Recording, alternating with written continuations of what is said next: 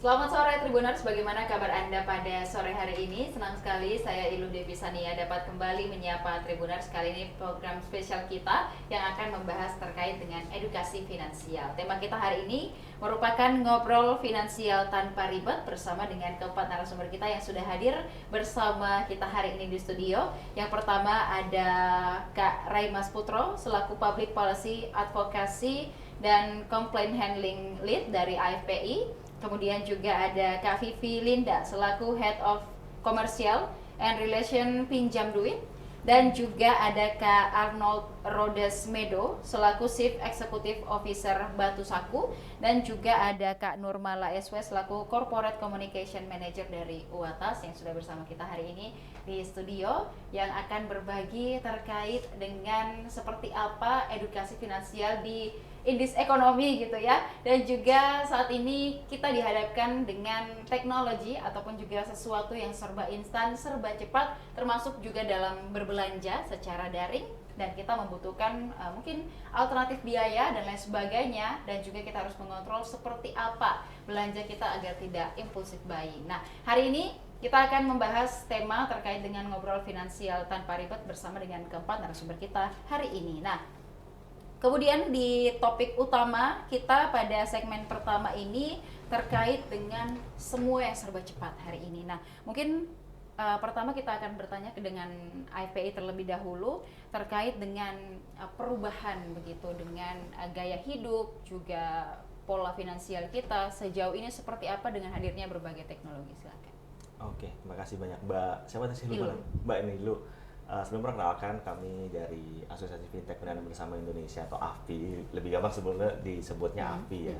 Kalau dari pertanyaan tadi, sebetulnya perubahan paling masif saat ini tentu karena hadirnya gadget ya. Jadi ya saat ini semua digital financial itu bisa kita akses lewat handphone tadi. Tapi tentu ada manfaat juga ada resiko yang kita bisa dapat kalau bahasanya anak zaman sekarang tuh FOMO lah atau impulsif. Ya lewat sosial media, akhirnya kita bisa yang tadinya karena adanya FOMO tadi sebenarnya kita belum mampu, akhirnya kita membeli suatu barang yang kita rasa kita sebetulnya belum mampu tapi kita coba paksakan. Mungkin itu dulu kalau dari sisi saya bilangnya, bahwa ya hari ini memang karena hadirnya digital financial itu memang memberikan dua sisi mata lah. Memang satu memberikan manfaat tapi satu sisi juga memberikan resiko. Iya baik, jadi seperti pisau bermata dua. Betul. Gitu ya. Untuk kalau kita bijak memanfaatkan, artinya bisa membantu kita dalam mengatasi mungkin buat teman-teman yang sedang butuh uang tapi butuh pencairannya juga tidak begitu lama dan lain sebagainya. Tapi di lain sisi juga kalau kita tidak bijak menggunakan, bisa menjadi bumerang bagi kita sendiri. Nah, kemudian terkait dengan perubahan perilaku finansial anak-anak muda sekarang, mungkin selain FOMO tadi juga apakah dengan hadirnya berbagai platform e-commerce, kemudian juga iklan-iklan yang selalu ada di FYP kita gitu ya, mungkin seperti apa tanggapannya Mas? Ya, mungkin kalau iklan nanti teman-teman yang dari pelaku langsung ya bisa menyampaikan ya. Kalau dari kami memang ya tadi faktor utama media sosial ya, yang memang sangat mempengaruhi sikap kita. Mungkin kita yang ada di sini pun juga terpengaruh dari situ. Ya beberapa tahun terakhir kita tahu bahwa ada misalnya contoh lagi FOMO kripto, semua orang mainnya di kripto. Ya beberapa bulan terakhir karena lagi rame soal emas, semua orang main di emas. Tiba-tiba hari ini turun, semua orang pusing akhirnya kan. Ya jadi lagi-lagi kalau saya bilang ya ini ada hubungannya juga ya soal literasi dan inklusi juga. Mungkin kalau kita bicara literasi inklusi akan cukup panjang ya, tapi intinya ya di faktanya hari ini memang masih ada gap soal literasi dan inklusi itu, bahwa ya orang bisa mengakses tapi based on di tingkat literasinya itu ada gap sekitar 20-30% based on dari riset OJK terakhir. Jadi kalau pesannya balik lagi memang perubahan sikap tadi ya harusnya tentunya kita bisa barengi juga dengan pemahaman terkait produk dari masing-masing produk keuangan yang ada saat ini, seperti itu. Baik, tapi sejauh ini baik dari AFPI ataupun juga OJK dan teman-teman lain mungkin sudah semasif apa untuk melakukan edukasi, karena kan jangan sampai ini kita dikalah cepat dengan hadirnya berbagai platform e-commerce yang bikin kita FOMO gitu. Sebetulnya kalau hadirnya e-commerce dengan kita, sebetulnya itu adalah peluang kolaborasi sebetulnya dari teman-teman, nanti mungkin bisa menambahkan juga. Tapi kalau sejauh mana edukasi yang kita lakukan sudah cukup masif sebetulnya, karena based on regulasi di OJK pun kita memang diwajibkan setiap semester kalau saya nggak salah 2 kali harus ada kegiatan edukasi literasi. Bahkan teman-teman di platform mungkin lebih daripada itu melakukannya. Contoh hari ini yang kita lakukan di sini, dan dari API sendiri juga cukup banyak kita menyelenggarakan. Ada namanya Fintech Lending Days yang setiap tahun rutin kita lakukan. Di tahun ini kita ada Pindar Mengajar. Jadi kita masuk ke perguruan tinggi, kita menjelaskan tentang, tidak hanya menjelaskan tentang industrinya kami, tapi kami juga coba menjelaskan terkait dengan financial digital saat ini, seperti itu.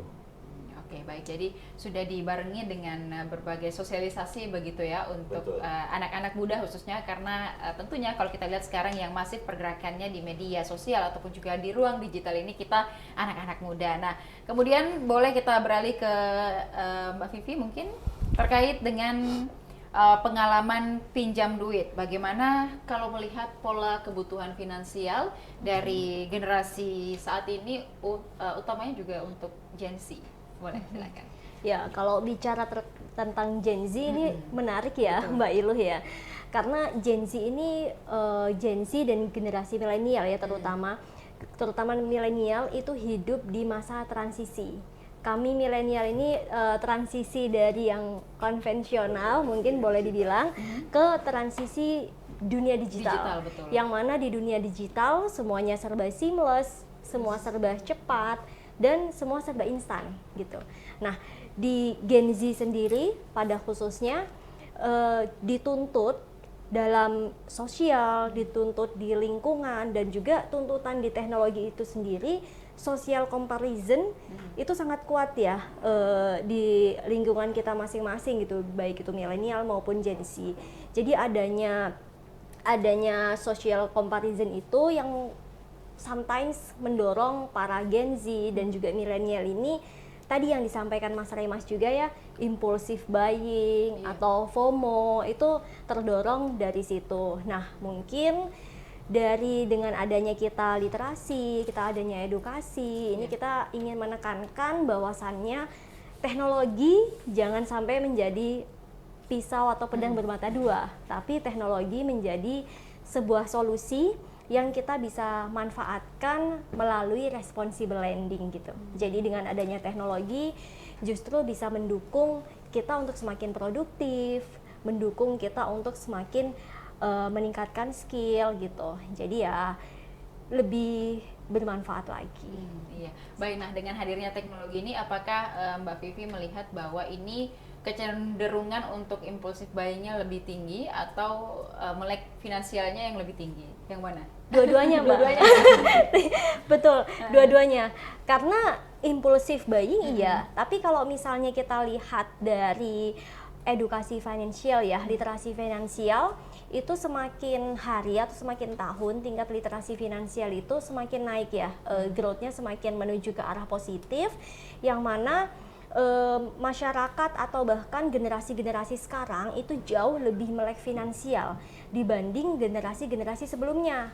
Bahkan tadi ya Mas Remas juga sempat sampaikan udah main kripto, main saham dan lain sebagainya gitu. Investasi juga udah pada melek nih. Kalau teman-teman milenial dan juga Gen Z itu mulai sadar investasi sejak dini gitu. Mungkin kalau dibandingkan dengan generasi-generasi sebelumnya mungkin lebih cepat di penetrasi digitalnya di generasi saat ini gitu. Nah, tapi di inline juga sih dengan tantangan yang dihadapi oleh generasi saat ini dengan adanya teknologi yang semakin maju, didukung dengan e-commerce yang semakin tumbuh, yang semuanya serba cepat, belanja tinggal instan, kemudian pay later juga gampang di mana-mana gitu kan. Jadi kadang dengan adanya transaksi digital kita itu tidak merasa gitu, kayak nggak berasa mengeluarkan duit gitu kan.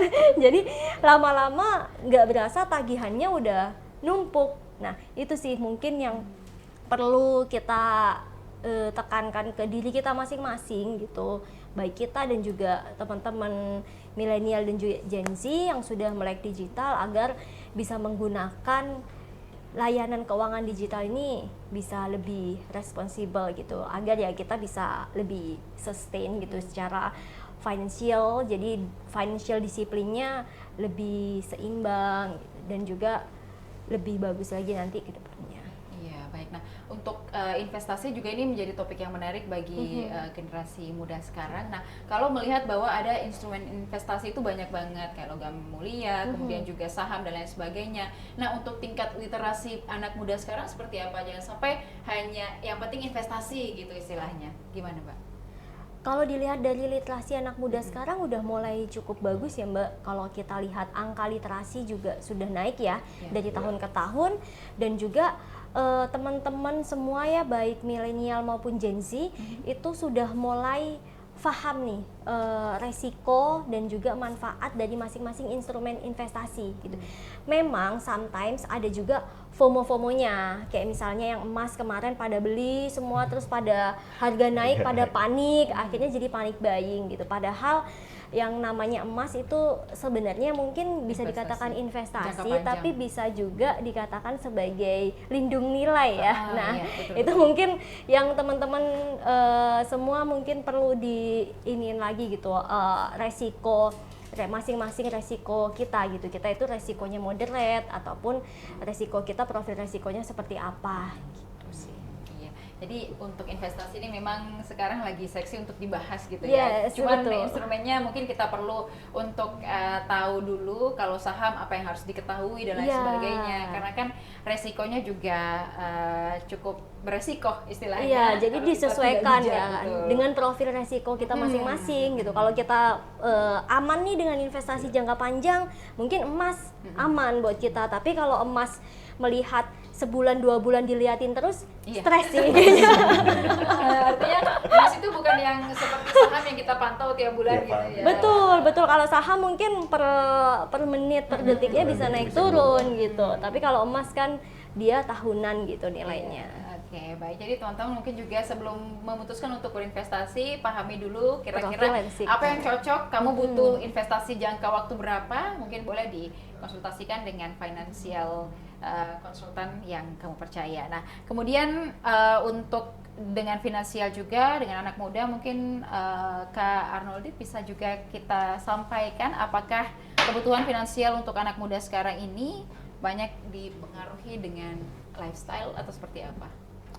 Oke, terkait dengan kebutuhan anak muda saat ini ya, memang pengaruh dari sosial media, terutama TikTok ataupun Instagram, itu kebanyakan YouTuber atau vloggernya itu kebanyakan menampilkan suatu hal yang seperti flexing dan sebagainya. Dan itu bagus buat memacu diri bagi anak muda. Tapi lihatlah suatu kondisi atau level kita saat ini. Khususnya kita anak muda rentang umur 20 sampai 30 gitu kan, itu kan lagi fase-fase pertumbuhan dari sisi growth atau fase-fase financial kita gitu loh. Tentu untuk fase-fase ini ya kita tidak boleh mengutamakan flexing, tapi utamakan adalah belajar, terutama dengan financial seperti itu. Mulai dari budgeting, mulai dari memilih cara instrumen investasi yang benar, terus mengukur seperti yang Mbak Pipi bilang tadi, ada profil resiko. Di mana ada 3 ya, konservatif, moderat, dan agresif seperti itu. Itu balik lagi adalah ke pribadinya anak muda tersebut. Apakah dia tipe profil yang agresif, yang mungkin nanti akan pilih seperti kripto, ya kan? Betul. Ataupun obligasi yang konservatif seperti itu. Itu butuh yang namanya literasi atau edukasi terkait dengan financial. Jadi ketika kita memutuskan suatu investasi, tentunya generasi muda itu wajib dulu mengerti terkait dengan financial literasi itu. Baik, nah kalau kita lihat memang lifestyle kita sekarang, kita kan masih anak-anak muda, setuju nggak? Setuju. Nah, anak-anak muda sekarang bahkan untuk sekadar olahraga pun sekarang outfitnya sudah serba harus ini ya, update gitu. Kemudian belum lagi peralatan lainnya, olahraga yang mahal juga, itu kan semua terpampang di media sosial. Ya. Kalau nggak ikut rasanya nggak update gitu, tapi sebenarnya kita bisa menyesuaikan kira-kira mana yang gaya hidup yang sesuai dengan kemampuan kita supaya tidak ya kalau kita lihat sekarang pay letter, pinjaman-pinjaman yang sebenarnya tidak urgent banget, hanya untuk lifestyle gitu. Nah, kemudian tantangan terbesar dalam mengedukasi mungkin Mas, seperti apa sejauh ini kepada anak-anak muda kita? Oke, kalau saya lihat fenomena tantangan terbesar itu adalah kalau kita lihat angka data. Di sini kita untuk literasi itu sendiri di kisaran sekitar 60% dibandingkan inklusi. Yaitu inklusi sudah tahun 2026 ini sekitar 80%, ya kurang lebih. Berarti kan ada gap sana 20% tadi. 20% itu suatu gap yang besar.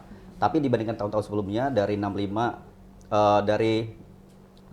ya, 50-an ke 60 itu suatu bentuk pencapaiannya terus berprogres. Salah satunya adalah agenda kita pada hari ini adalah bentuk dari support untuk literasi dan inklusi juga. Tapi di sini fenomenanya adalah kebanyakan anak muda itu lebih condong ke melihat suatu konten yang konsumtif atau gaya hidup dibandingkan konten-konten yang bersifat membangun seperti konten edukasi keuangan seperti yang kita bicarakan pada hari ini seperti itu lebih mungkin bagi mereka itu tidak menarik gitu loh. Padahal itu suatu core atau sangat penting sekali buat bagaimana mereka men-set literasi keuangan mereka ke depan.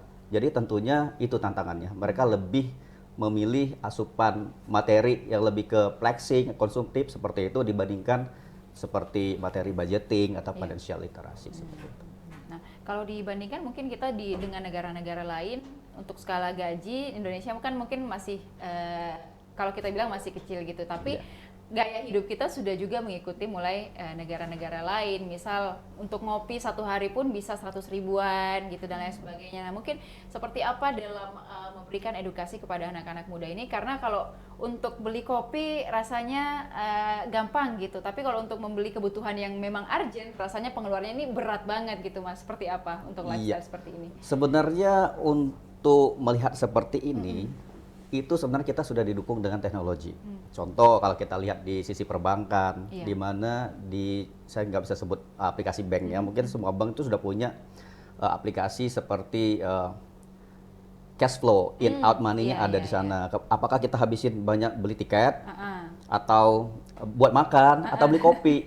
Seharusnya nanti itu ada alert dari apps tersebut, wah udah kebanyakan ngopi nih, gitu kan? Mungkin itu yang kita pengen ke depan. Tapi ada beberapa bank yang sudah mengimplementasikan seperti itu. Dan juga aplikasi yang bisa kita download untuk budgeting.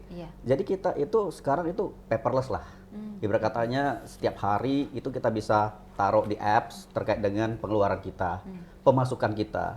Jadi contohnya saya jujur aja saya punya catatannya dari saya awal bekerja sampai sekarang saya coba buat budgetingnya berapa sih sebenarnya target umur saya untuk mendapatin maksudnya kekayaan di umur segini itu sebenarnya normalnya berapa sih gitu loh. Jadi tentunya jadi itu ada tools yang membantu itu. Salah satunya apps-nya mungkin banyak dicari. Nah, mungkin saya nggak bisa sebut apps-nya, mungkin nanti bisa dicari dengan keyword tersebut. Itu sih. Teman-teman juga mungkin bisa cari gitu ya, mungkin aplikasi yang bantu untuk atur cash flow-nya supaya bisa lihat kalau kebutuhan yang betul-betul memang menjadi kebutuhan bukan keinginan bisa dilihat mungkin seperti apa, mana yang lebih banyak, jangan sampai keinginannya yang lebih besar pengeluarannya. Baik, nah terkait juga dengan hal itu mungkin kita juga bisa sama-sama menjadi pribadi yang financial responsibility juga di industri ekonomi ya, apa-apa serba instan dan kita nggak sadar gitu ngeluarin duit, apalagi kalau pakai misalnya pakai kris ataupun juga transaksi secara online. Beda kalau kita ngeluarinnya pakai cash, pasti terasa banget keluar duitnya. Nah untuk selanjutnya terkait dengan beberapa hal yang juga kita perlu untuk highlight dalam episode kali ini, untuk fenomena pindar yang digunakan sebijak mungkin dalam situasi saat ini. Nah, boleh mungkin disampaikan dulu Mas bedanya pindar dan pinjol supaya Tribuners bisa mengerti gitu, silakan. Oke, intinya pindar itu sebenarnya ada platform fintech peer-to-peer yang berisi dan legal diawasi oleh regulator yaitu OJK. Sedangkan kalau pinjol itu adalah memang platform pinjaman online yang ilegal gitu. Intinya mereka tidak ada yang kontrol dari sisi bunga, itu tidak ada yang mengatur, seenaknya mereka lah intinya. Kalau untuk yang legal, kami ada aturan yang diatur di POJK 40 dan ada aturan SEOJK turunannya, dan bahkan saat ini sudah cukup banyak ya POJK lain yang juga mengatur terkait manajemen resiko, SDM dan seterusnya yang juga diwajibkan saat ini di pelaku usaha untuk di fintech peer-to-peer lending. Mungkin kurang lebih itu gambarannya antara perbedaan Pindar dan pinjol tadi. Iya, baik. Jadi intinya adalah di regulasi, kemudian legal dan ilegalnya. Kalau pinjol ini mungkin rentenir yang online kali ya, karena regulasi untuk bunga dan lain sebagainya itu tidak diatur dan juga bahkan mungkin bisa agak menyiksa para peminjam gitu. Nah, kemudian juga terkait hal itu untuk di era sekarang ini penggunaan Pindar itu kebanyakan untuk keperluan apa gitu, bisnis kah dan lain sebagainya. Nah, ini menarik nih sebenarnya. Tadi diskusinya sebenarnya arahnya akan ke sini nih. Gitu.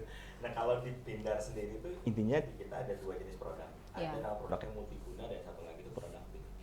Nah, menurut saya pribadi sebetulnya antara multiguna dengan produktif ini ada irisan lah sebetulnya. Karena untuk yang multiguna itu memang kalau bahasa sederhananya sebenarnya untuk kebutuhan sehari-hari biasanya. Tapi kan bisa aja untuk kebutuhan sehari-hari itu sebetulnya untuk dia usaha. Kan definisi produktif adalah pinjaman yang kita lakukan untuk nanti hasilnya adalah suatu usaha yang kita hasilkan lah. Mungkin saya contohin misalnya si Fulan dia pakai Pindar gitu untuk beli maca yang harga 70.000, tapi ternyata dia memang content creator gitu kan. Dia untuk kebutuhan content creatornya dia lah. Nah, itu mungkin contoh yang memang dia multiguna sebetulnya beririsan. Tapi kalau memang data saat ini kurang lebih sekitar 60-40% datanya memang itu untuk kebutuhan yang multiguna, 40%-nya untuk yang produktif seperti itu. Iya, baik. Nah, itu kalau kita lihat mungkin juga bisa artinya lebih bijak lagi dalam menggunakan Pindar ini. Jangan sampai memang alasan awalnya untuk bisnis dan lain sebagainya, tapi ya di kehidupan sekarang polanya ini tidak agak susah untuk dikontrol gitu. Nah, kalau dari Uwata sendiri Mbak, boleh mungkin disampaikan juga terkait Pindar ini sejauh ini konsumennya seperti apa tingkat konsumen? Oke, kalau Uwata sendiri memang kita dari klaster multiguna ya. Jadi sama dari Bantu Saku, dari Pinjam Duit kita kebetulan dari klaster multiguna gitu. Jadi sebenarnya kalau namanya juga multiguna ya. Jadi beberapa dari nasabah kita ada beberapa yang memang menggunakan untuk menjalankan usaha gitu. Jadi kita pun menyentuh ke nasabah-nasabah yang mikro, UMKM gitu, yang dimana mereka hanya membutuhkan misalnya mereka nggak butuh uang dalam jumlah besar gitu, mereka nggak perlu misalnya ke bank untuk kan banyak yang untuk surat-suratnya, untuk syaratnya gitu. Kita lebih ke nasabah yang memang butuhnya cepat dan juga tidak terlalu banyak gitu. Jadi misal kayak pedagang di pasar yang mungkin perlu untuk membayar ya Mbak, membayar dagangannya atau membayar vendornya gitu. Jadi biar uangnya tuh terus berputar. Iya, baik. Jadi menawarkan juga kemudahan. Betul. Bukan berarti kalau mudah bisa terus mengajukan gitu ya Mbak, tapi juga tetap harus dilihat seperti apa manfaat dan juga kebutuhan teman-teman sendiri untuk lebih bijak menggunakan Pindar ya, bukan pinjol. Betul, pinjaman daring. Nah, kemudian terkait dengan pinjaman daring ini sendiri, kalau melihat dari konsumen biasanya Mbak, ini range yang mereka pinjam itu kebanyakan di range angka berapa untuk UMKM kecil? Baik, kalau di kita sendiri sebenarnya kita kita bisa pinjam dari 500.000. Jadi memang kita nggak yang nasabah kita untuk nasabah kita nggak harus yang dia tuh langsung pinjam banyak gitu. Jadi untuk yang seperti tadi ya dia sebenarnya butuh sedikit yang penting untuk selalu mutar gitu.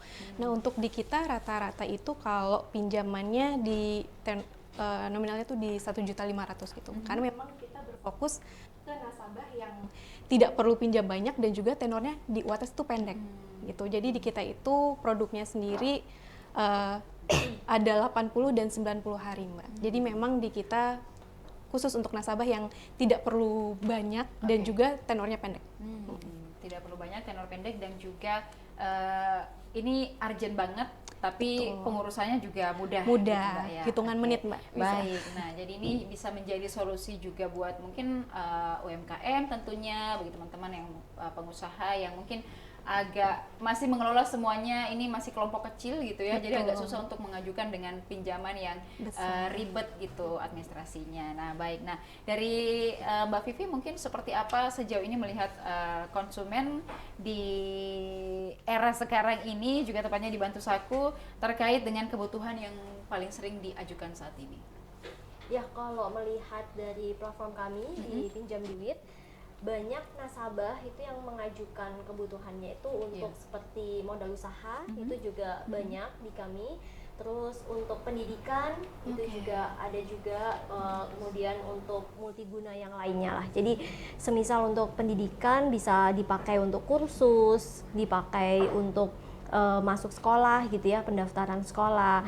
Kadang masyarakat itu membutuhkan pinjaman karena hanya masalah timing pendapatan sih Mbak.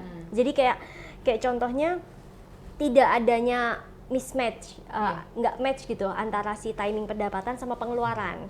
Jadi dia tadi ya Mbak Ai sampaikan butuh untuk membayar vendor misalnya untuk besok gitu. Nah itu bisa pakai kami, bisa pakai solusi dari pinjaman daring untuk membayar vendornya. Nah ketika sudah dapat cash flow, in cash flow itu bisa langsung dibayarkan kembali gitu ke Pindar. Sama halnya kayak tadi ya, ada kebutuhan untuk kursus misalnya, sementara pendapatannya masih 2 minggu lagi atau masih 3 minggu lagi gitu. Nah itu bisa menggunakan solusi dari kami gitu. Jadi memang multiguna ini yang tadi sampaikan juga sama Mas Raimas ya, irisan antara multiguna dan juga produktif itu sendiri. Karena multiguna itu bisa sangat luas ya kegunaannya, bisa digunakan untuk apa saja sesuai dengan kebutuhan dari konsumen atau nasabah itu sendiri. Nah, baik, kemudian juga dari Pinjam Duit sendiri, apakah ada semacam program begitu yang untuk istilahnya pinjaman yang produktif gitu Mbak, untuk membantu para pengguna ini agar lebih berkembang lagi? Silakan. Ya kalau untuk Pinjam Duit saat ini kami berfokusnya ke multiguna, sama seperti Iwatas dan juga Bantu Saku. Kita berfokus ke multiguna, tapi kita tidak menutup kemungkinan untuk dana yang digunakan oleh nasabah atau user itu digunakan untuk kebutuhan produktif. Karena banyak juga nasabah kami itu pendanaannya digunakan untuk modal usaha. Jadi modal usaha mikro ya, dari usaha kecil seperti dagang gitu, dagang kecil di rumah, ataupun misalnya pedagang-pedagang yang ada di pasar, seperti itu sih Mbak.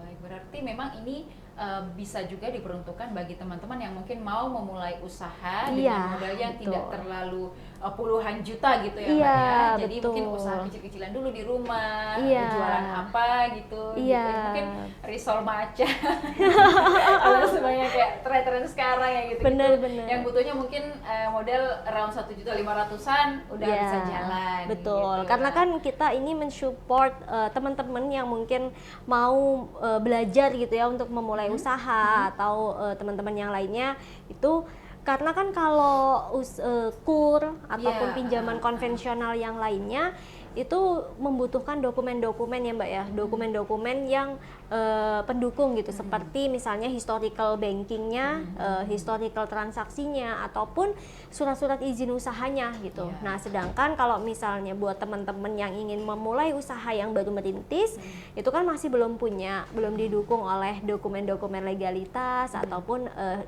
historical transaction di perbankan gitu. Nah dengan adanya fintech lending ini kita hadir sebagai solusi gitu untuk masyarakat yang membutuhkan pendanaan tanpa agunan dan juga dengan proses yang mudah dan cepat, tapi tetap ini ya dengan catatan harus dengan responsible lending tadi. Betul. Gitu. Harus pijat juga tentunya. Betul. Artinya ini cocok untuk teman-teman yang perintis bukan pewaris ya. Nah iya boleh tuh.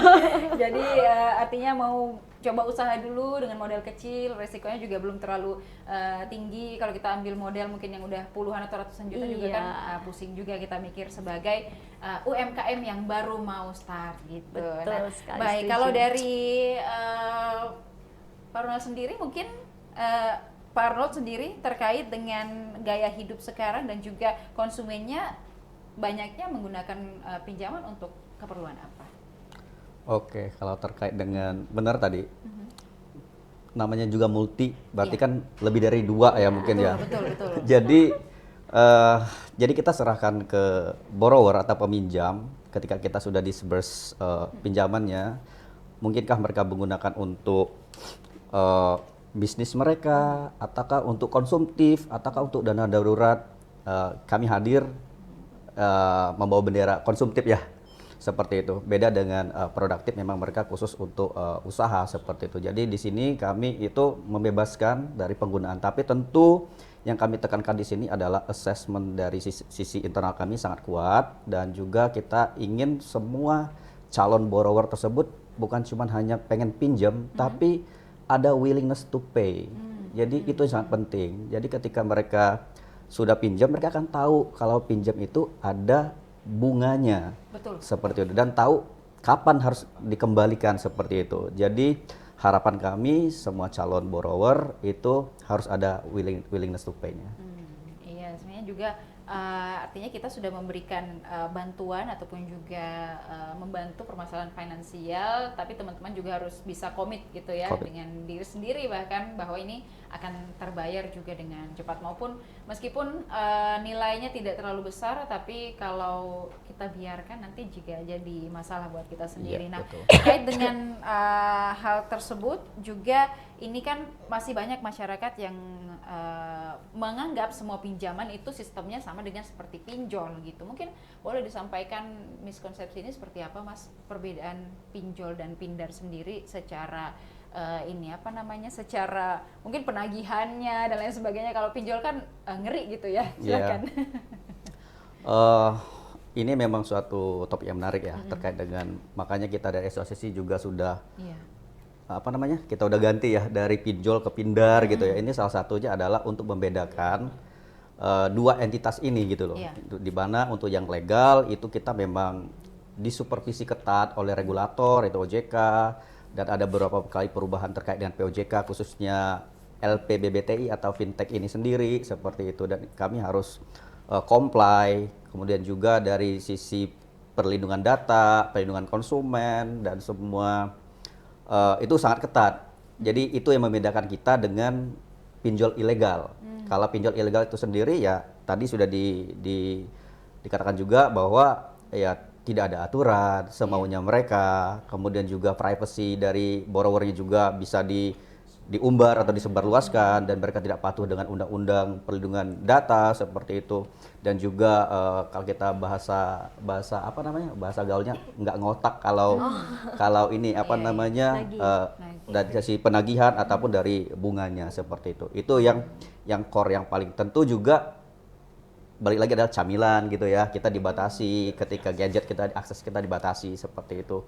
Kalau ilegal, wah mungkin besok bisa ditelepon tuh, mungkin kakek, neneknya, atau anaknya seperti itu. Tapi untuk yang legal kita tidak boleh untuk mengakses kontak tersebut. Makanya kita sebut camilan ya. Kamera, mikrofon, dan location. Cuma 3 itu yang diperbolehkan oleh regulator. Iya, berarti kemungkinan untuk doxingnya itu ada banget ya untuk pinjaman online itu. Dan juga bahkan mungkin di sini Tribuners ada yang sempat ditelepon nomor tidak dikenal, padahal tidak pernah meminjam, ternyata ada kerabat ataupun bahkan teman atau orang yang tidak dikenal sekalipun, tapi menjaminkan nomor kita sebagai nomor penjamin, kan itu cukup mengganggu juga privasi kita pribadi. Nah, terkait dengan penggunaan pindar saat ini, mungkin juga kita sembari melakukan roadshow gitu ya, baik di media maupun juga di kampus-kampus terkait dengan bagaimana untuk bijak menggunakan pindar. Nah, kemudian untuk UMKM dan pekerja informal untuk mendapatkan akses pembiayaan tadi kan sudah diinfokan cukup mudah gitu Mas, tapi apakah ada syarat terkhusus supaya juga kita tahu bahwa orang ini cukup responsibel atau seperti apa? Silakan. Oke. Terkait dengan UMKM, tentunya ini sering kami bahas lintas bidang ya, stakeholder lainnya seperti ini.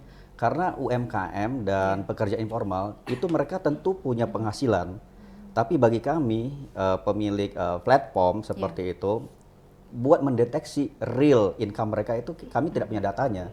Jadi harapan kami bagi UMKM ataupun pekerja informal apabila ingin membangun credit scoring ataupun historical SLIC ataupun repayment pembayarannya di sistem perbankan atau di sistem Bank Indonesia atau SLIC gitu, itu mereka semua cash flow-nya harus terrecord ya, harus menggunakan ya sistem perbankan dan sebagainya, dan banyak juga balik lagi ke aplikasi, ada tools yang membantu itu. Terus juga, nah ketika kita ingin kita sebutnya proses user akuisisi, di mana proses ini kita membutuhkan beberapa data. Contohnya adalah ya data Slick tadi yang kita sudah resmi melakukan pelaporan ya ke Slick, dan itu juga merupakan syarat mutlak ketika kita memberikan suatu credit scoring ke calon borrower. Jadi mereka bagi UMKM dan pekerja informal, apa syarat yang harus utama dilakukan terlebih dahulu ketika ingin melakukan pinjaman di sektor digital seperti kita, bangun credit scoring yang baik. Karena itu yang akan menjamin tingkat approval rate-nya lebih tinggi ke depan. Oke, baik. Nah, kalau dari Mbak Nurmala sendiri mungkin melihat konsumennya ataupun juga pengguna, apakah sejauh ini masih banyak yang mengira bahwa ini adalah pinjol ilegal yang akan memburu kita sampai kemanapun kita, seperti apa Mbak? Iya betul. Jadi memang kita makanya ada diferensiasi penyebutan atau istilah ya. Itu usaha awal kita untuk supaya masyarakat tuh paling nggak tahu mana bedanya pinjaman online yang ilegal dan yang legal, yang mana kita sebutnya sebagai pindar gitu. Itu usaha awal kita. Nah, meskipun kita pun sebenarnya Watas sudah dan teman-teman di sini pasti di aplikasinya atau kalau kita cari di website OJK ataupun AFPI, pasti yang berizin dan diawasi oleh OJK pasti sudah ada listnya gitu. Tapi info itu mungkin yang nggak sampai ke nasabah kita gitu. Jadi mungkin mereka tidak terinfo kalau kita ini pun legal gitu. Nah, ini makanya kenapa kita banyakkan literasi dan sesi edukasi supaya kita juga pengen ngasih tahu ke masyarakat, terutama nasabah-nasabah kita, kalau untuk mengecek pinjaman daring yang legal itu sangat mudah loh sebenarnya. Bisa langsung dicek di website OJK atau di website asosiasi kita, atau bisa lewat WhatsApp OJK. Ada namanya WhatsApp 157. Nanti tinggal tanya misalnya UATAS ini legal atau tidak ya gitu, kalau misalnya masih ragu. Nah, ini juga udah di bawah pengawasan OJK. Jadi teman-teman kalau misalnya ragu gitu ataupun juga bingung mau pakai yang mana, boleh untuk cek langsung ke OJK gitu ya. Jadi semuanya sudah aman. Nah, kalau kita lihat sekarang Mas terkait dengan pinjaman ini, mungkin masyarakat juga banyak yang masih ragu karena dipengaruhi oleh pinjaman online yang tidak legal itu, dan bahkan mengira bahwa semua pinjaman di luar dari pinjaman perbankan itu tidak bagus untuk dicoba ataupun tidak aman gitu. Nah, mungkin apa kira-kira tantangan terbesar dalam memberikan pemahaman kepada masyarakat bahwa ada juga pinjaman-pinjaman seperti ini yang memang legal, bagus, dan diawasi oleh OJK? Oke, kalau tantangannya jadi balik lagi sih sebenarnya yang awal tadi kita udah bahas ya, memang tadi soal edukasi literasi, yang kedua memang memerangi yang pinjol ilegal ini juga nggak mudah jujur ya, karena memang betul dari sisi OJK sebetulnya sudah memberantas lah bahasanya, tapi yang kami dengar tuh adalah mereka tuh mati satu tumbuh seribu sebetulnya. Betul. Karena yang ditutup hanya ininya loh, website atau aplikasinya, tapi saat ini tuh belum sampai ditangkap siapa pelakunya. Iya, betul. Upaya pidananya lah, mungkin bahasa hukumnya upaya pidananya memang saat ini belum masif, maksudnya entah memang ada kesulitan dari sisi hukum di Indonesia atau seperti apa.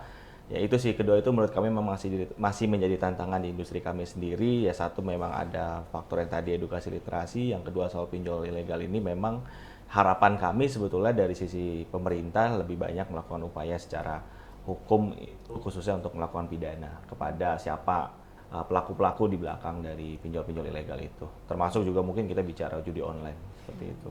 Artinya akarnya ini masih ada, jadi kemungkinan untuk tumbuhnya bahkan lebih bercabang lagi ya. Setelah dipangkas di atasnya mungkin. Nah, ini juga menjadi salah satu tantangan bagi teman-teman untuk mengedukasi masyarakat bahwa memang ada pinjaman yang betul-betul aman, tapi akhirnya ketutup informasinya dengan yang ilegal itu. Nah, kemudian kalau kita tadi sudah menyebutkan teori-teori yang sudah kita sampaikan gitu Mas ya. Nah, kalau di lapangan sendiri mungkin kesalahan finansial yang sering terjadi di masyarakat mungkin tipe-tipe ataupun juga kejadian seperti apa? Kalau yang sering kita temuin tuh seringkali tadi ya, masyarakat itu memang dia tidak membaca hak-hak dan kewajibannya. Oke, betul. Itu dulu sih sebetulnya. Kalau kami melihat, kebetulan saya sendiri juga di AFPI memang yang menangani dari sisi complaint handling di AFPI. Ya karena industri kami sebetulnya sangat-sangat retail dari sisi usernya saat ini based on data OJK totally pengguna kita itu lebih dari 100 juta orang yang sudah menggunakan dari sisi Pindar. Ya kami memang melihat kebanyakan dari sisi konsumen dia ketika akhirnya menyetujui pinjaman, dia tidak membaca lah hak-hak dan kewajibannya. Tadi yang sudah disampaikan Pak Arnold terkait kewajiban pembayarannya, kemudian terkait dengan mungkin suku bunganya dan seterusnya, seringkali mereka ya karena dari awal tidak membaca, tidak memahami, ya kemudian ya ada terjadilah bahasanya kalau di kita itu mungkin telat bayar, kemudian akhirnya mengajukan keringanan dan seterusnya. Ya itu tantangan-tantangan yang kami temui saat ini sih Mbak. Oke, baik. Nah, kalau dari Mbak Vivi mungkin dari pinjam duit, apakah ada pengalaman terkait dengan memberikan edukasi kepada calon peminjam gitu ya, terkait dengan mungkin regulasi dan lain sebagainya, syarat dan ketentuan, hak dan kewajiban, apakah ada tipe peminjam yang agak batu gitu, gimana Mbak? Iya, menyambung ya diskusi kita. Sebenarnya di platform kita masing-masing ya, baik di pinjam duit, bantu saku maupun di Uatas, kami itu diwajibkan oleh OJK untuk menyampaikan namanya replay. Jadi itu replay itu ringkasan informasi produk dan juga layanan.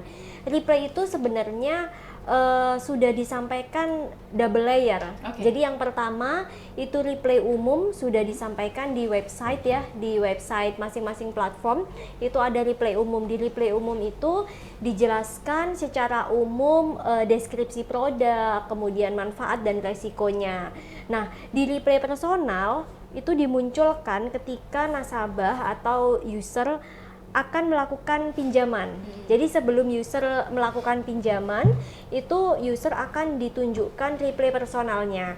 Di dalam replay personal itu selain deskripsi produk, ada juga resiko, manfaat, dan juga hitungan-hitungannya. Tadi kalau Pak Arnold bilang repayment ya, nah itu di replay personal itulah sebenarnya kita sebagai user itu menilai repayment capacity kita gitu. Di replay personal akan disampaikan berapa pinjaman yang akan dicairkan, kemudian total bunga dan total repayment secara keseluruhan sampai dengan akhir, bahkan sampai dengan rincian tenornya, rincian pembayarannya, cicilannya di tanggal berapa dan berapa total pembayarannya, itu ada semua sebenarnya di replay personal. Nah, tantangannya terkadang nasabah-nasabah ini atau user-user ini itu maunya cepet aja gitu. Jadi nggak dibaca gitu, padahal semuanya itu sudah kita sampaikan secara rinci, secara detail, semuanya ada di situ gitu. Jadi sebenarnya ada 3 layer ya, replay umum, replay personal, kemudian perjanjian pinjaman. Nah, sebelum nasabah melakukan tanda tangan perjanjian pinjaman, nasabah itu harus membaca dulu si perjanjian pinjaman itu gitu. Dan di situ justru akan lebih lengkap lagi disampaikan di perjanjian pinjaman. Dan perjanjian pinjaman ini sekarang bicara terkait dengan perlindungan data ya, perlindungan data dan konsumen, kita juga sudah menerapkan tanda tangan elektronik. Jadi tanda tangan elektronik yang tersertifikasi. Nah, melalui tanda tangan elektronik yang tersertifikasi ini yang disupport oleh PSRE, itu kita memastikan bahwa orang yang bersangkutan yang menandatangani perjanjian itu adalah orang yang ada pada identitas itu. Jadi kita pastikan bahwa KYC-nya itu benar, karena kan banyak case pakai KTP palsu atau KTP orang lain atau bahkan pakai AI. Nah, melalui PSRE ini, melalui tanda tangan elektronik tersertifikasi, diminimalisir. Jadi diminimalisir adanya penyalahgunaan data dan juga penyangkalan identitas gitu. Jadi dengan adanya itu kita tidak bisa lagi menyangkal telah melakukan pinjaman karena kita sendiri yang melakukan melalui KYC, liveness detection dan juga verifikasi yang lainnya. Jadi untuk bisa keluar kode tanda tangan elektronik tersertifikasi itu kita juga ada verifikasi dari Dukcapil.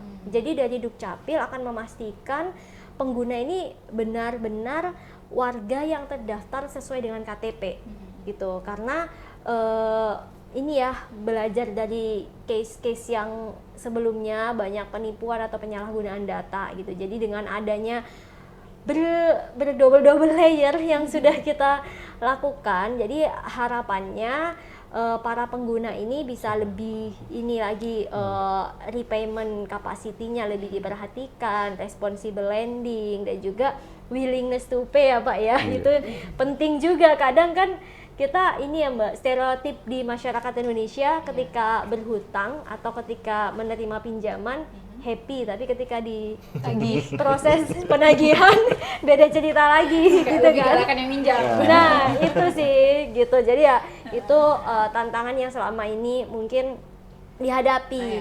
Dan juga mungkin kalau bicara terkait financial ya, terkait financial, stereotip di masyarakat itu financial itu hanyalah bicara tentang pendapatan gitu. Nah, tapi padahal financial itu lebih dalam lagi dari sekedar pendapatan, yaitu lebih ke perilaku finansial gitu, perilaku finansial masing-masing diri kita. Karena kalau misalnya finansial itu berpakunya ke income only atau ke pendapatan, semakin tinggi pendapatan ya tidak menjamin gitu, tidak menjamin. Kalau tadi Pak Arnold sama Pak Remas bilang financial freedom ya, jadi tidak menjamin gitu. Karena kalau misalnya kita tidak menggunakan pendapatan atau income kita dengan bijak, ya semakin tinggi pendapatan, pengeluaran malah mengikuti gitu juga. Betul. Jadi malah lifestyle-nya mengikuti gitu sih. Selalu terus merasa kurang gitu ya, karena iya, betul. Income-nya udah gede nih, tapi outcome-nya ditambah gede lagi ternyata. Nah, itu juga dipengaruhi oleh lifestyle gitu. Nah, terkait dengan tadi beberapa yang sudah disampaikan, ini udah double juga ya untuk bagaimana responsibility dari peminjam sendiri. Cuman yang paling agak susah mungkin tadi berarti untuk membacanya itu ya Mbak ya, membaca betul. Dengan teliti, jangan sampai nanti ketika ada keluhan di belakang dikomplain, padahal itu sudah tertera di hak dan kewajiban yang sudah diberikan kepada para calon user gitu. Nah, terkait dengan hal itu mungkin Pak Arnold juga bisa memberikan insight yang juga bisa menjadi pengalaman, artinya story dari pengalaman Pak Arnold sendiri. Apakah ada pengguna ataupun juga perilaku pengguna vintage saat ini yang paling out of the box mungkin Pak? Seperti apa ceritanya? Oke. Sekarang itu tingkat ini ya, kita bicara data, tingkat restructure itu semakin tinggi, karena mungkin dulu mereka menganggap berhutang di Pindar itu mudah, dianggap uang pribadi ya, dan tidak perlu untuk dikembalikan. Tapi dengan diberlakunya secara resmi, kita terkoneksi dengan database Slick, tentu itu sangat mengganggu sekali bagi mereka yang nakal. Jadi sekarang itu fenomenanya adalah banyak masyarakat muda itu lagi lebih aware dengan tingkat kesehatan pinjaman mereka. Jadi mereka kalau mau ke depan mau dapat limit besar, kemudian dapat pinjaman di beberapa institusi perbankan, institusi keuangan lainnya, pasti harus dijaga itu adalah kredit Slick-nya ataupun BI checking kalau dulu ya. Nah, seperti itu harus bersih. Kalau punya kolek tentu financial yang lain itu pasti akan ngebatasi seperti itu. Jadi itu trennya sih. Jadi tren itu ada tren perbaikan dari sebelumnya. Itu saja. Oke. Baik. Nah, kalau dari pinjam duit sendiri mungkin Mbak seperti apa sejauh ini para usernya, apakah ada cerita yang berkesan gitu yang bikin tersentuh atau gimana Mbak? Silakan. Dari Watas sorry. Oke, dari Watas. Mungkin kalau sebenarnya tantangan terbesar juga bagi kita ya, bagi platform adalah stigma negatif kita di media sosial itu banyak sekali ya, walaupun kita juga sebenarnya Pindar dan kita juga sudah selalu berusaha untuk memenuhi ya peraturan dari OJK, kita selalu ya bunga pun kita sesuai aturan gitu, tapi tetap ya itu karena literasi masyarakat juga yang masih belum memahami hak dan kewajibannya gitu. Jadi gimana pun tetap kita yang disalahkan sebagai platform pun kita sudah berlayer-layer seperti Mbak Filin tadi ya gitu. Jadi ya itu unik nasabah kita ya seperti itu. Jadi memang ya karena kita nasabahnya memang karena kita menyediakan kemudahan, maka jadi semua masyarakat, semua layer masyarakat pun jadi bisa untuk meminjam di kita gitu. Jadi kembali lagi di kita ya asesmen nasabahnya itu seperti apa gitu. Oke, baik. Jadi jangan sampai karena ini semuanya serba mudah juga disepelekan gitu. Betul, Mbak ya. Tapi ternyata juga kita ini ada banyak regulasi yang bersama dengan kita itu untuk menjaga keamanan para user, tetapi juga di lain sisi tolong jangan dianggap remeh-temeh gitu ya. Jangan mudah tapi dianggap ya nantilah saya kembalikan gitu. Jangan dianggap ini pinjam duit di tetangga gitu. Oke. Nah, baik, ini juga kalau kita lihat bahwa masih ada beberapa mitos yang beredar di masyarakat terkait dengan pindar dan juga pinjol. Mungkin boleh ini kita jawab cepat aja Mas ya untuk dan juga Mbak untuk pertanyaannya. Yang pertama ada, apakah semua pinjol itu berbahaya, mitos atau fakta? Fakta ya? Oke. Karena pinjol. Karena pinjol ya? Karena pinjol. Kalau pertanyaannya adalah apakah pindar itu berbahaya? Mitos. Mitos ya? Hampir fakta. Ambil fakta. Mitos. Yang berbahaya itu adalah perilaku konsumen yang tidak bertanggung jawab. Betul. Oke, baik. Nah, sekarang apakah anak muda sekarang lebih boros? Mitos atau fakta? Fakta. Gimana, Mbak? Bisa fakta, bisa mitos. Oke. Tergantung. Melihatnya, Iya. POV-nya. POV-nya gitu ya. Kalau tiap hari ngopi sampai 200.000 ya boros juga kayaknya. Nah, sekarang cashless bikin orang lebih gampang untuk kalap. Fakta. Mitos Fakta fakta sih. ya. Iya. Saya juga berani mengatakan ini adalah fakta karena saya sendiri mengalami. Nah, terus pay letter bikin susah nabung? Fakta. Mitos atau fakta? Mitos. Mitos ya, mitos. Ada yang Mitos. fakta, ada yang mitos. Kalau Mitos. saya fakta. Oke, nah baik. Kalau pinjaman ini kan kita selalu berbicara terkait utang. Apakah utang itu selalu buruk? Mitos. Ya, oke, baik. Tergantung juga seperti apa kita bijak ataupun juga bertanggung jawab dengan utang tersebut. Nah, financial freedom sebelum umur 30 apakah realistis in this economy? Fakta. Mitos atau Realistis. fakta? Possible kali ya. Possible ya, lebih ke possible Lebih ke ya. possible, Oke, baik. Nah, terus investasi. Betul juga ya. Investasi apakah harus menunggu jadi kaya dulu? Mitos. Ya. Nah, sekarang sudah ada banyak investasi yang kita bisa mulai. Kalau kita lihat reksadana 10.000 udah bisa. Betul. Sekarang. Nah, terakhir ini yang banyak dilakukan oleh anak-anak muda sekarang. Side hustle apakah sudah menjadi kebutuhan? In this economy Fakta. fakta. Iya, karena saya kayaknya ini fakta juga ya, karena saya pun melakukan side hustle ya. Jadi untuk memenuhi kebutuhan sebenarnya juga sekarang memang kebutuhan serba meningkat dan juga lifestyle juga mempengaruhi kebutuhan kita meningkat. Tapi semoga kita semua bisa lebih bijak lagi, Mas dan juga Mbak, untuk mengatur finansial kita. Terakhir mungkin boleh sekalian sampaikan harapannya mungkin dari Mas terlebih dahulu dengan anak-anak muda kita sekarang agar lebih melek finansial lagi dan bisa membedakan antara pinjol dan pindar. Silakan. Oke, makasih Mbak. Mungkin kalau dari kita pesannya tadi ya, intinya adalah bijak dalam menggunakan produk jasa keuangan apapun itu. Yang kedua, dalam menggunakan produknya itu pastikan bahwa platform atau entitasnya adalah platform atau entitas yang legal dan diawasi oleh OJK. Itu pesannya dari kita. Baik. Nah, selanjutnya untuk Mas Arno, mungkin silakan sampaikan pesannya untuk seluruh Tribuners kali ini. Buat Tribuners, satu, yang pertama harus untuk konten harus ditingkatkan konten yang berbobot seperti financial literacy dibandingkan konten yang bersifat gaya hidup ataupun flexing. Itu aja sih. Ya, jadi harapan kedepannya itu supaya kita ke depan lebih berbobot. Itu aja. Oke, kalau flexing ini juga sebenarnya mengancam diri kita karena kan kriminalitas di luar sana kita nggak tahu gitu. Nah, baik, boleh mungkin sekalian juga Mas untuk promosiin dari platformnya sendiri untuk teman-teman, mungkin siapa tahu ada yang lagi butuh modal dengan cepat dan juga aman tentunya diawasi oleh OJK. Silakan. Baik, Untuk perkenalkan, saya Arnold dari Bantu Saku. Di kita memang platformnya khusus untuk konsumtif, tapi tentu layanan kita lebih cepat. Pastikan umur minimal 21 tahun, itu aja.